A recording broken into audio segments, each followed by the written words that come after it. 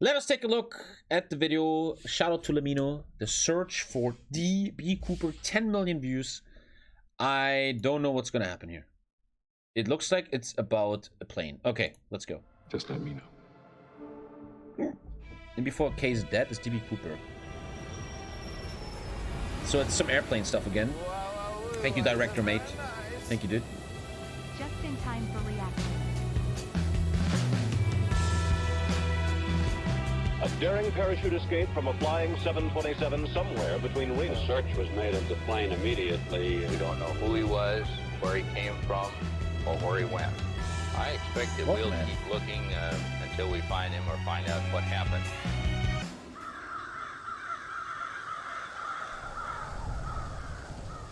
Getting a James Bond wipe? Like someone is like fleeing or some shit?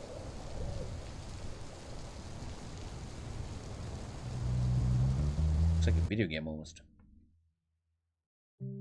When is Battlefield again? Is it the 11th or 13th of November, guys? In the afternoon of November the 24th, 1971, a middle-aged man carrying a briefcase walked into Portland International Airport and purchased a one-way ticket to Seattle, Washington.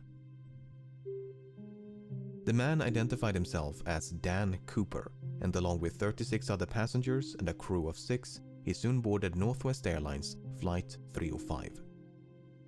Once aboard, Cooper made himself comfortable in the middle of the last row of seats on the right side of the cabin. By the way, always sit in the last row. Me and Lisa researched this when we were flying this year. You have a much higher chance of survival if you sit in the last rows. Yeah, true story. You can Google that. He ordered a drink and had a smoke, Statistics. because this was the 70s. Once the flight was cleared for departure, Cooper turned around and handed an envelope to flight attendant Florence Schaffner. Inside the envelope was a note featuring a handwritten message stating he had a bomb. Schaffner reluctantly sat down beside him and glimpsed what appeared to be 8 sticks of dynamite inside his briefcase. Cooper's demands were quite simple. He wanted $200,000 in cash and 4 parachutes. He also demanded a fuel truck to stand ready to refuel the aircraft once they landed in Seattle. Should they fail to comply with his demands, he threatened to, quote, do the job. 200K is not that much, is it? Once the flight was airborne, Schaffner went to inform the cockpit crew, Why while only another 200K? flight attendant by the name of Tina Mucklow remained by Cooper's side. By using a Dude, I will be... Maybe I'm a really idiot, but if I would get a message like this, I will try so hard to fuck him up. Because I feel like it's the 70s though. Yeah, but 200K? Don't you want like $1 million? Even the 70s? Like I was the flight attendant. I would always think statistically, I would always think that guy's gonna kill us anyway. There's no way. Why would you care? Because he's about to blow up the plane I'm on, you dumb fucker. I would always think that these terrorists or someone like that, they will always try. In the end, it will always go wrong and they just kill everybody, right? Which kidnapper is ever successful? And I will just try to fuck him up, man. Like really quickly grab his hand or some shit, man. Telephone in the rear of the cabin. I feel like you have a higher chance of survival there. Intermediary between Let's see if I'm right. I will have attacked him. Let's see if they die. Don't spoil. Don't spoil. Let's see if they all die in the end. For the next hour and a half, Flight 305 maintained a holding pattern near Seattle, while local and federal authorities scrambled to procure the ransom as well as the 4 parachutes. 10,000 $20 bills were collected from a local bank, while the owner of a nearby skydiving school supplied the chutes. At 5:45 p.m., more than 2 hours past its scheduled arrival, Flight 305 finally touched down in Seattle. By this point, it was well after sunset, and the aircraft was brought to a remote section of the tarmac. It's 1.3 million Once nowadays. the flight came to a stop, both the ransom Google and it. the parachute... Sometimes I don't understand shit. Huh, baby? Look at this. 200K is 1.3 million nowadays. Google it. You just did. You just told me. Why would I Google it? You just fucking Googled it for me. Over to Mucklow, who then brought them back aboard. In exchange, Cooper permitted 2 of the flight attendants as well as all the passengers to disembark, many of whom had not yet realized the flight had been hijacked. Oh, so I shouldn't have attacked him. Everybody's surviving. Oh god. Like nowadays, With the these ransom kidnappers are paid more and only harmful. 4 crew members remaining on board, I would have killed Cooper everybody. told Mucklow to inform the captain that he wanted to fly to Mexico City. They were to fly with the landing gear down, the flaps at 15 degrees and below 10,000 feet. The lights in the cabin were to be switched off, and the aft stairway, which opens from the underbelly of the fuselage, That obviously was to shows he remain wants to extended. jump. Two of Cooper's demands could not be satisfied. First of all, the flight configuration he'd requested would not allow for a non-stop flight to Mexico City. As such, Cooper proposed a refueling stop in Phoenix, Yuma, or Sacramento before they all agreed on Reno, Nevada. Second of all, like nowadays it they was not wouldn't be so possible nice to to him. They depart would with just the fuck him ventral up. staircase extended. Cooper agreed to retract the stairs on the condition that Mucklow remained by his side and taught him how to extend them once the plane was airborne. Parked for nearly 2 hours due to complications with refueling, Flight 305 was back in the air by 7:36 p.m. Less than 5 minutes after takeoff, Cooper told Mucklow to head for the cockpit and that from this point onwards, he was not to be disturbed. The last time she saw Cooper, he was standing in the middle of the aisle as if though he was preparing to jump. Mucklow joined the rest of the crew, locked the cockpit door behind her, and some 3 hours later, Flight 305 safely landed And he was in Reno. gone. Once the flight came to a stop, the crew Yeah, this is the 70s. Security and stuff was probably much less. Yeah. carefully ventured into the rear of the cabin, Wasn't normal but there back was then. no sign of Cooper nor the bomb. The aft stairway had been extended mid-flight and was slightly damaged upon landing. It seemed there was only one explanation for the hijacker's absence. Oh, he jumped. At some point between Seattle and Reno, Cooper had strapped on a parachute, walked down the stairs, and leaped into the dark of night.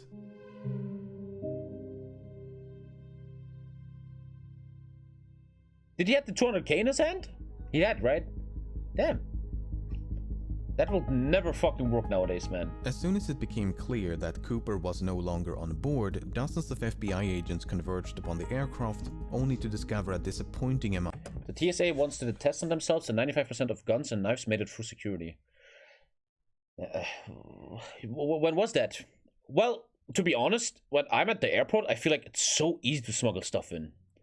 I used to know this girl in China. She was a good friend of mine, and she would smuggle so much weed, and nobody ever found out, man. She did. I remember we were landing on vacation. We were landing on Sanya. It's an island in China, and we're Germans and French. And this French girl, she was super chill. She was like the chillest person ever. And she was like, "Time to smoke a joint." And all the Germans, like the law students, "What do you mean a joint? How do you have weed?" "Well, I was smuggling it. I had it with me." And all the Germans are like, "What? No! Oh my god!" For the Germans, that was like the world fell apart. And she didn't give a fuck. What's 2015? It's so hard to smuggle stuff in a plane. Like, I would have a big mouth. I could easily smuggle some weed. It's so easy. They don't even check anything. Like what the girl did, she had a package of cigarettes, and down here she had a little place for her weed.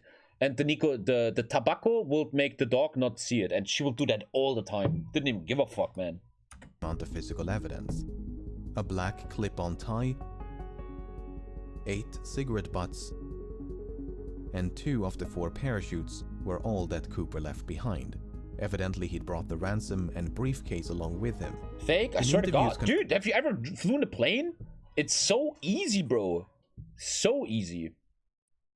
When they take your bag and they look at it, the person just sits there like... Come on, man. You're giving way too much credit to airport security, man. Conducted on the night of the hijacking, Cooper was described by the crew and passengers as a white male with brown eyes and dark hair. He appeared to be in his mid-40s and wore a dark trench coat, a dark suit, a white shirt, a black tie, and dark Depends on the nation. Well, Soon Germany after and England boarding, was... he'd also donned a pair of That was really easy. sunglasses. Based on this description, the FBI produced the first of several composite sketches. Before they could mount a Maybe he's in chat right now, boys. Thank you. Nohoi 4, please. Thank you. search, however, the FBI had to figure out when Cooper abandoned ship. But that was easier said than done. None of the 4 crew members witnessed Cooper jumping from the plane, nor did the pilots of 2 fighter jets which escorted the flight between Seattle and Reno, which is not all too surprising given it was the middle of the night. Although the flight crew did report something odd, the last communication with the hijacker occurred at approximately 8:05 p.m. when the crew used the intercom to offer assistance, which Cooper Already declined. dog at 8? Within the next 10 minutes, the crew experienced what they described as an I still oscillation. wouldn't risk going to jail for a little bit. I fully agree. I'm very German there. I will never fucking dare to smuggle something. But yeah, that's why we're North Europeans, man. We are very scared of that. But these French girls, man, they didn't give a fuck, man. They didn't give a fuck, man. That girl was smuggling so much shit. Or It's the most normal thing in the world to of her. the aircraft. At the time, the crew suspected it might have been produced by Cooper's jump, and a subsequent recreation of the hijacking supported that conclusion. Okay, so that took care of the when, but what about the where? While Cooper was very explicit about the flight's configuration and destination, he never specified any kind of route. In fact, Cooper grew so impatient with the slow refueling in Seattle that he dismissed the captain's request to file a flight plan and simply told him to, quote, get the show on the road. As such, the captain chose to fly along an airway known as Victor 23 Should make a movie about without this guy. any input from Cooper. By using Victor 23 as a guide, authorities estimated the most probable location of the flight at the approximated time of the jump was about 40 kilometers north of Portland. And so, at the break of dawn, the FBI mounted an impressive search operation using helicopters, airplanes, and very ground random to think he's The right problem there. was, even if the estimated bailout point was accurate, Cooper's eventual landing or drop zone was far more difficult to pinpoint. The loosely defined search area covered a vast stretch of mountainous wilderness occluded by a dense Dude, forest. have fun walking there all night, truly Jesus. like finding a needle in a Did he have some haystack. food? Apart from the difficult terrain, the search was further complicated by low temperatures and inclement weather, which persisted for days. Yeah, that guy must have been in a lot of trouble there. Authorities never managed to find a single trace of Cooper, nor the items he'd brought along with him. But people like that, it's like the Zodiac Killer. The Zodiac Killer never fucking... I always wondered that if you're a bad guy and you've never been caught, wouldn't you on your deathbed be like, here I am, you fucks? But like the Zodiac killing shit, they don't do that stuff. Like back in the day, you would always think the Zodiac Killer is one day gonna be like, I'm old now, here I am, you fuckers. Because the Zodiac Killer he was found recently? Bullshit. They found the Zodiac Killer? Fuck off. What? They found Zodiac? It's still a mystery. A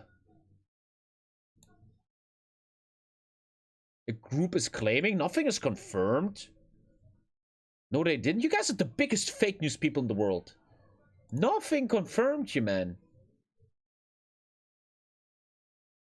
And so you guys, man, I hope you guys never become journalists. I mean, you will do great in America.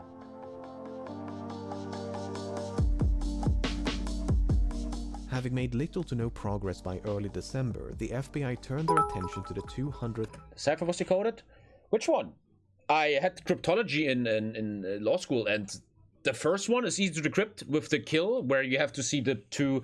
That I was really interested in that. Zodiac codes.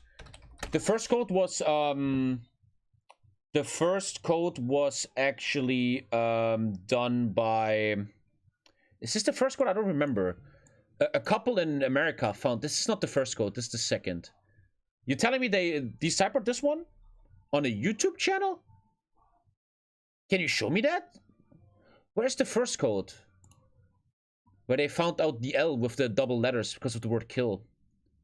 Oh, I don't remember, man. What is the first Zodiac code?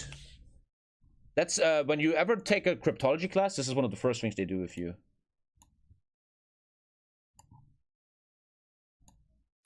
This might be the first code he did. Thank you, Nikki.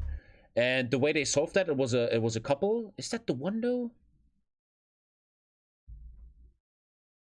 Oh god, shut up with your bullshit. Is that the first code? I think so. And the way they fixed that is, I remember, they had to ask themselves, so this killer is writing a decoded message. So you have to first ask yourself, think you're Scarecrow, just like Alan Turing was cracking the Enigma, they were asking themselves, what are people always using? For example, the Nazis always use Sieg Heil, which gave you the code. And this guy was using the word kill a lot. He will always say, I'd love to kill. But this is not the first code. No. Like his first thing is, I love to kill or some shit. Anyway, I don't know what I'm doing right now. Whatever. Just forget. Wait. They actually fucking solved the Zodiac code, what the FBI couldn't do for fucking 30 years. Of the ciphertext. Ah, they now have actually AI and shit. Then you'll have a rewritten cipher that looks like this. So I put that first... That is so genius, man. I remember that couple, they were looking... But is that the first cipher? They were looking at two letters that came after each other, which will be LL from the word kill. So they always had KILL. Thank you, Procel. manipulated section of the cipher. Dude, I'm gonna watch it afterwards. What the fuck? Episode 6. They cracked the Zodiac code, man. Holy crap. $1,000 ransom.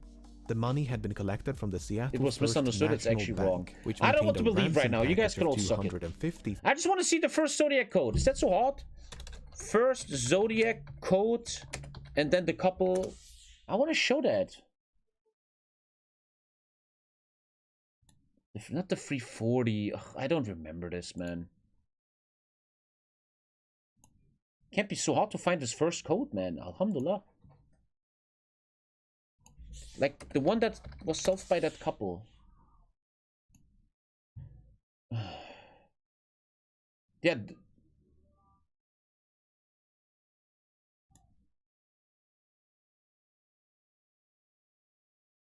I give up. This is fuck it. I give up. Just forget it. It's just fucking for stupid. such an occasion. Because of this, the serial number Is that the one? Yeah, this one. This is one of the first thing you learn in cryptology class. But is that the code? They got this code, and then this couple, the teacher and his wife, solved that. Yeah, here, I like kill. Yeah, but that makes... Wait, that makes no sense. I forgot.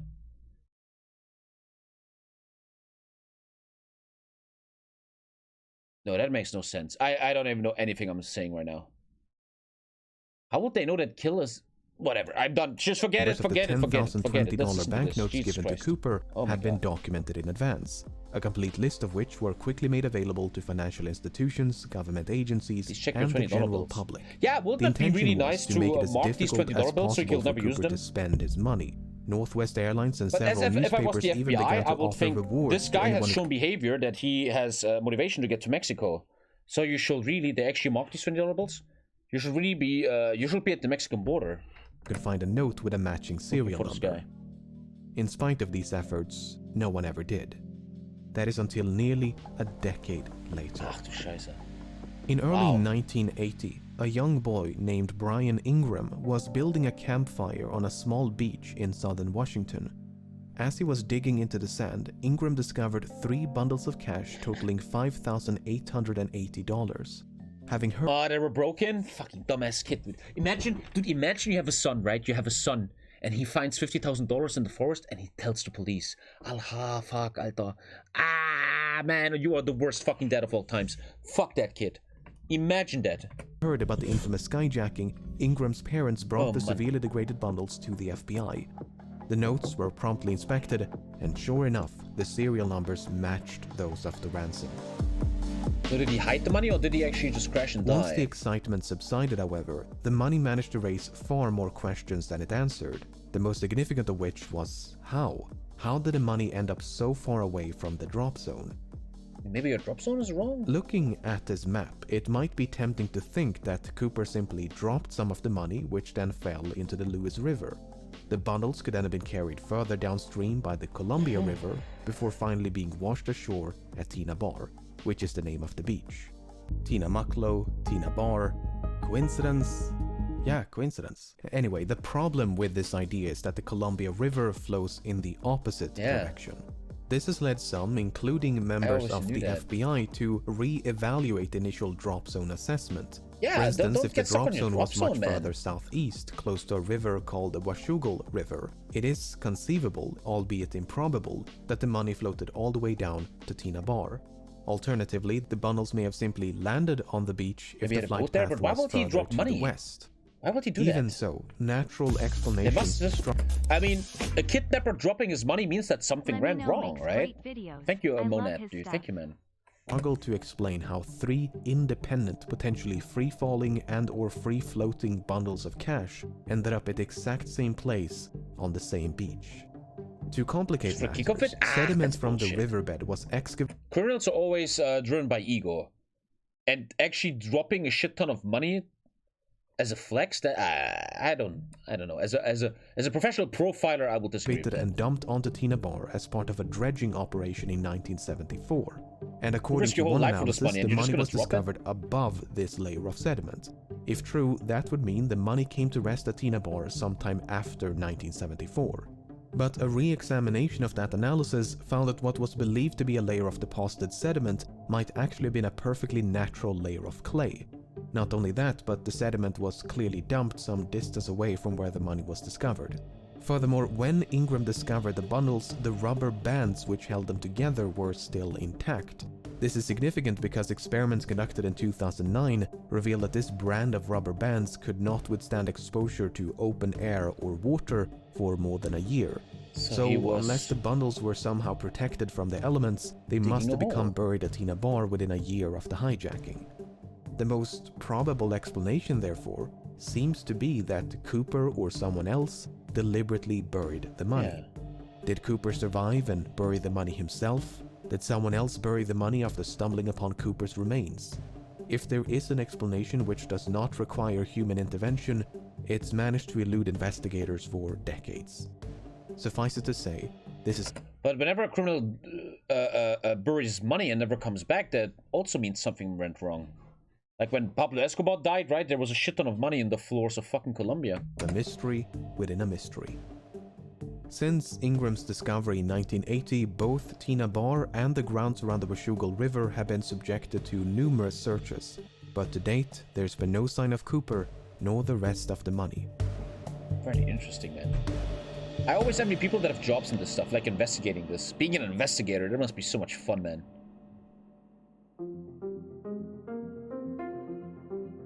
Leap of faith. From the very beginning, it was assumed by many that Cooper did not survive his daring escape. It Why would the not money make then for be a buried there? Explain very that. thrilling conclusion to this story, but that's the thing about stories. They're usually far more exciting than reality. He's right about that. While There's even a law about that. I don't know the name, but normally, isn't that Murphy's Law? No. That the most simple answer is probably always the right one. No hard evidence for nor against Cooper's survival. The assumption that he fell to his death It's not that much fun. It's more paperwork and desk work, actually. Yeah, is probably, not yeah. without merit. It's called Occam's Razor. Cooper leaped Occam's into the Razor. darkness. Thank you. Flight 305 Occam's was Razor. plowing through a frigid rainstorm at roughly 170 knots, 10,000 feet above southern Washington. The wind was so violent that it ripped out a placard from the aft stairway, Maybe which was someone later recovered in took the money from his corpse 1978 and almost panicked and buried directly it. below the Yeah. estimated flight path.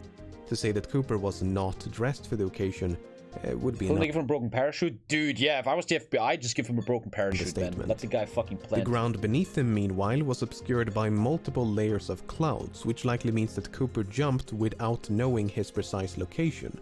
Even if he could see the ground and had a specific drop zone in mind, the Ballsack crusher? parachute he selected was 69. non-steerable, meaning he would not have been able to steer his descent towards a specific landing spot, thus precluding any potential coordination with an The guy must have accomplice been so stationed on scared, the man. ground. Imagine you're in the middle of the While night. that Cooper fucking expressed parachute. some familiarity with parachutes, his actual competence level is up for debate.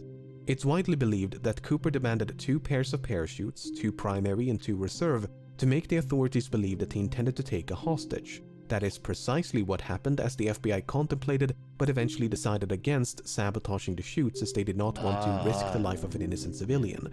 But in their haste to obtain them, they unintentionally provided Cooper with a non-functional dummy chute intended for training purposes. This mishap seems to They accidentally killed him? have gone unnoticed by Cooper because that dummy chute was one of the 2 missing from the plane. Not only that, but Cooper chose the older and technically inferior can't make this parachute shit up, dude. out of the 2 primary chutes provided. You can't So make that in up. both Imagine you cases, fucking it had the seems dummy like Cooper chute. made the worst possible Randomly choice. dying FBI didn't even plan But that. there are other ways to interpret this information. For instance, it's possible that Cooper used the dummy chute not as a reserve, but as a means to secure the bag of money. In fact, that is precisely what Cooper tried to do with the functional reserve chute. First, he tried to place the money in the chute's canopy before removing some of the suspension lines and wrap them around the bag. Perhaps he used the dummy chute for a similar purpose. And Cooper's decision to use the older primary chute is not necessarily an indication of inexperience. It could also be a sign of familiarity, because the chute he left behind was a civilian luxury chute, while the one he used was a military chute. The argument is that Cooper might have been trained as, say, a paratrooper, and chose the older military chute because that's the one with which he was most familiar. And there is at least one other reason to suspect that Cooper had a military background. While the flight was in a holding pattern near Seattle, Cooper mentioned that the McCord Air Force Base was only 20 minutes away from the Seattle-Tacoma airport. At the time, that was an accurate assessment and might suggest a military background.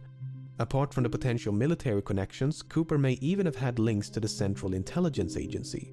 You see, the type of I mean, it's quite normal that CIA agents go rogue, right? There was once this really interesting Joe Rogan podcast where there was a guy who wrote a book on CIA agents in South America, and this makes a lot of sense, man. CIA agents are so intertwined and connected with the drug economy of South America, Middle America, that at some point, some CIA agents feel like, hey, I have all the connections, I know everything, I could be a massive drug dealer, and they actually become rogue.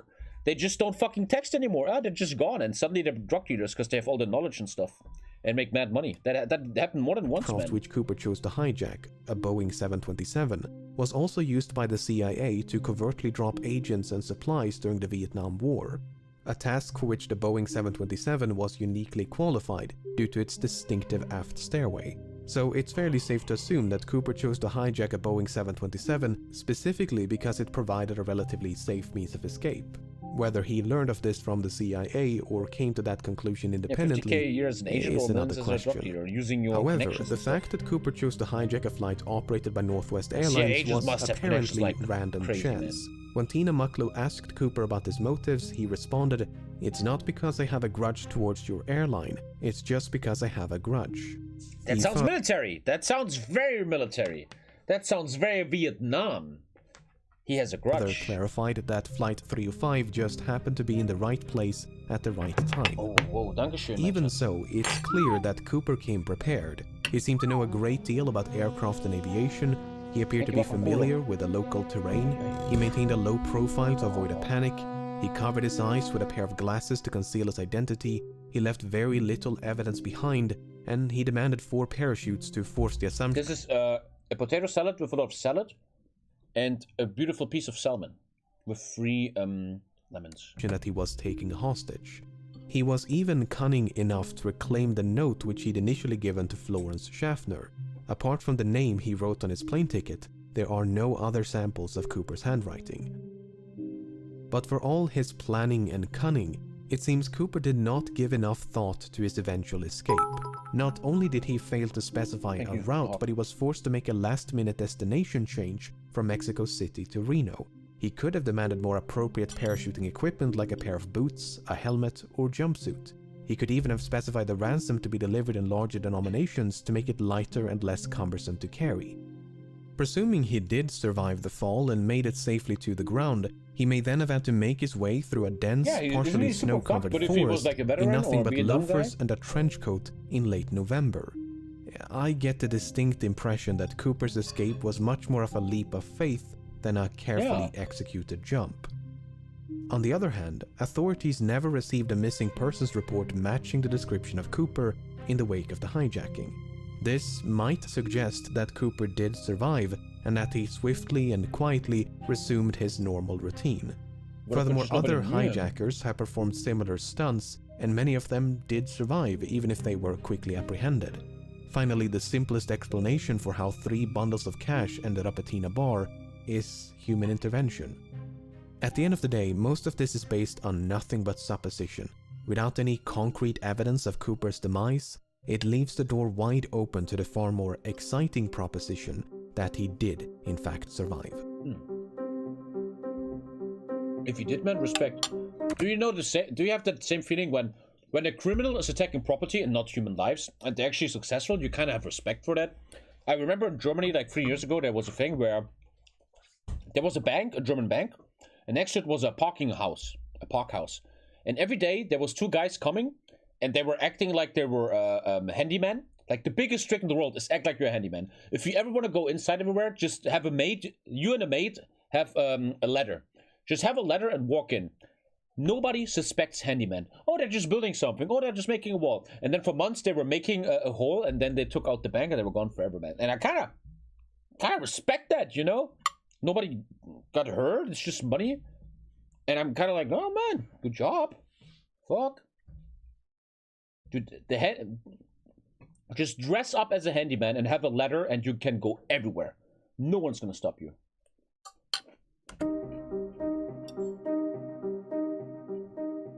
By the time the press got wind of the hijacking, the FBI had already begun to investigate a few potential suspects. Among them was a man in Portland with initials DB and surname Cooper.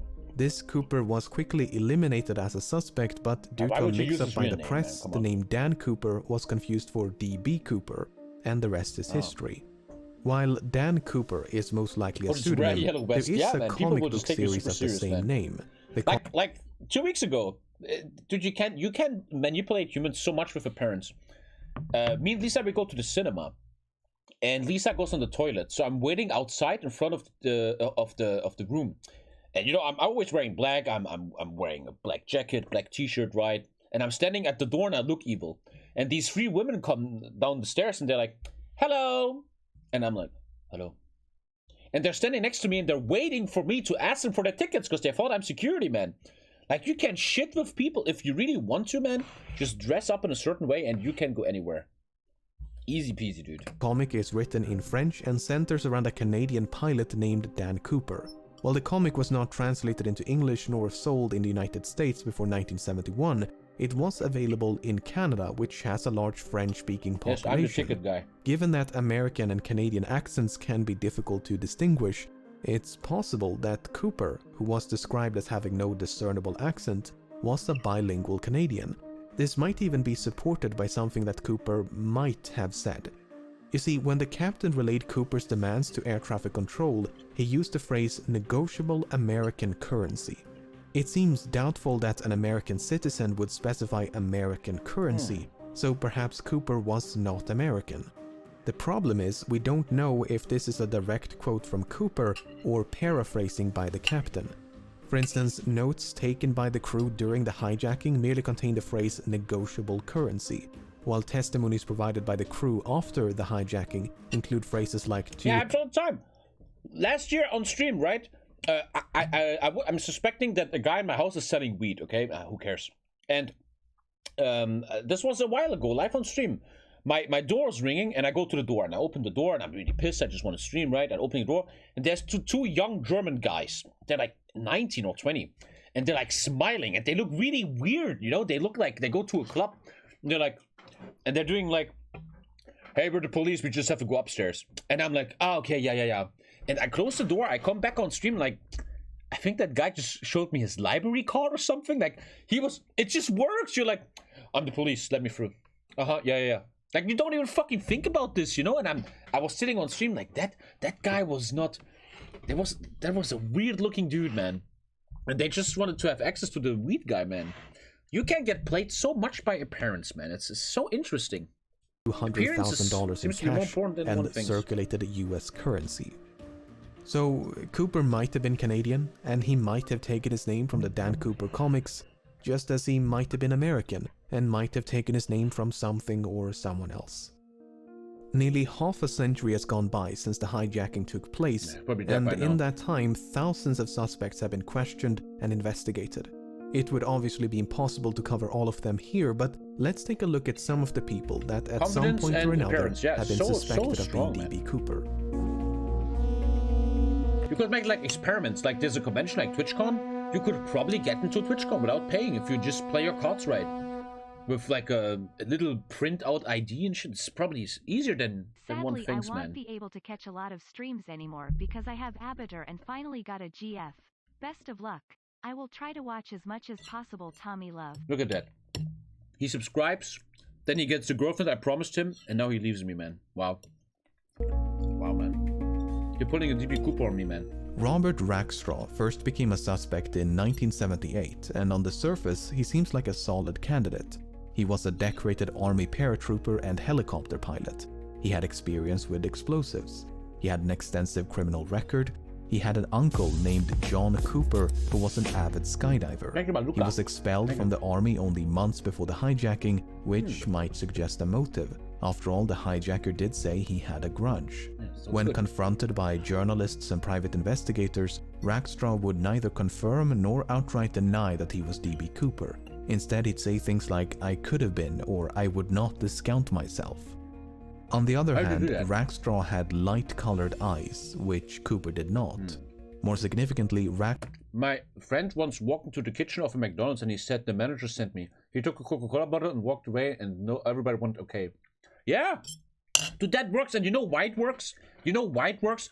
Because the people that work there don't give a fuck. Imagine you work at McDonald's and a guy comes in, I'm the manager, and takes a Coke. You don't care. You just want to get your shift over, right? You don't give a fuck.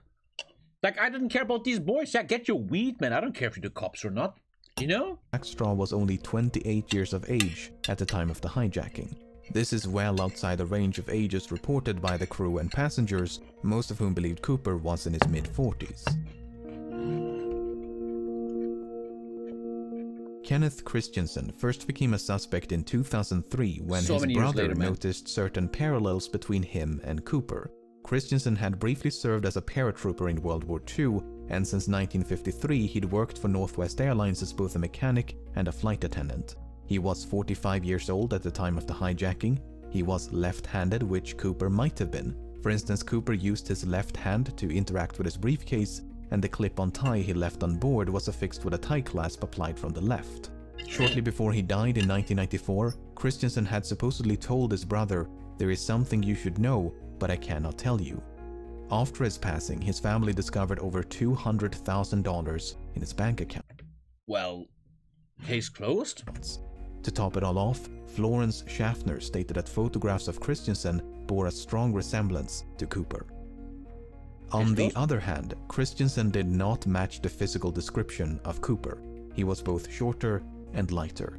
While Schaffner did see a strong resemblance, she remarked that Cooper had more hair, and that is supported by the composite sketches. And there was nothing suspicious about the large sums of money which he'd simply earned by selling land. Rich must be so frustrating for these investigators, man. Richard McCoy reminds me of this video. Am I clicking a video from chat? Oh god. Every human being that you don't know on a personal level is not real. They're all NPCs and you can say whatever you want to them.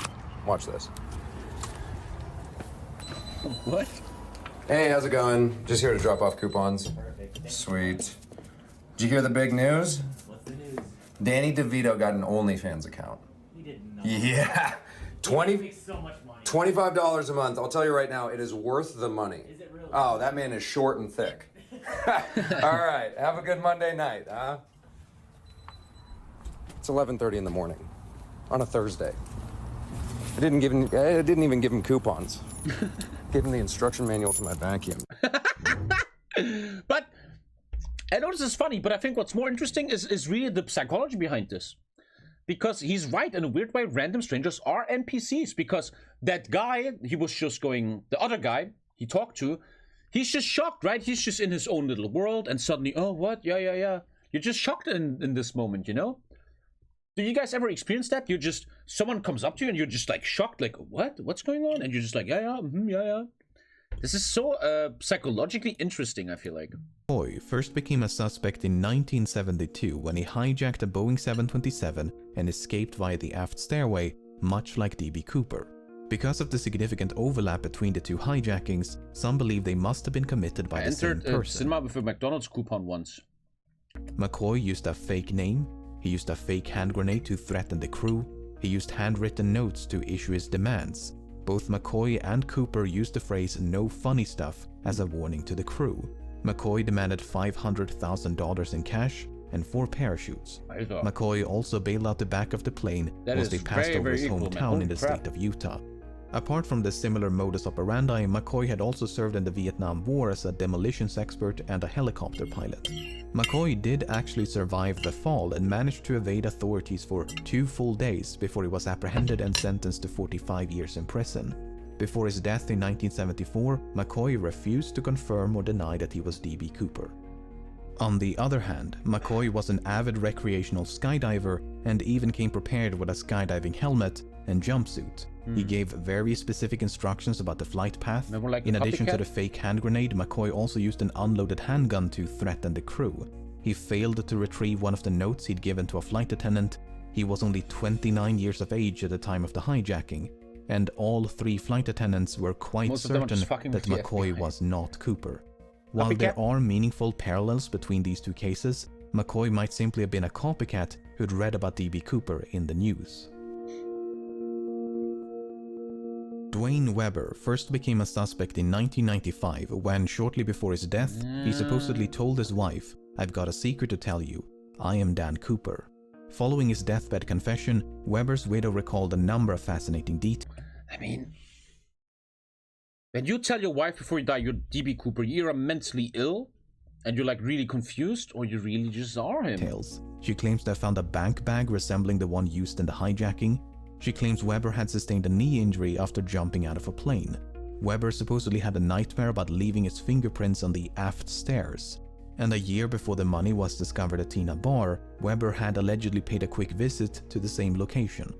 In addition, Weber was a World War II veteran. He had an extensive criminal record. So how is he that not the matched guy, physical dude? description, It's crazy. and he was 47 years old in 1971. Thank you, Yim Yong, for the 1 year, man. On the Thank other you hand, so much. Weber's fingerprints did not match any of the prints collected from Flight 305. This is making me mad. How is Although, the to be FBI fair, feeling? there's no way to know if any of those prints making actually even belonged me to mad. Cooper. Furthermore, for 1 year, Weber's Jimmy. DNA did not you, match a DNA sample collected from the tie clasp. Azure. But once again, there's no way to know if the DNA on the tie clasp actually came from the hijacker and not someone That else. must be the guy, man. What's so frustrating is that the FBI likely had a much better source of DNA at one point. If you recall, 8 cigarette butts were collected from the scene, and there's a good chance they were all someone fucked it suffused up? with Cooper's DNA. The problem is, that evidence was lost at some point, and has not turned up since. How do you lose? William Smith first became a suspect in 2018. Smith served in the Navy during World War II and likely had some experience with parachuting. He was 43 years old at the time of the hijacking. He had dark brown eyes. He matched the physical description. He shared a certain likeness with the composite sketches, especially this speculative sketch of an older DB Cooper.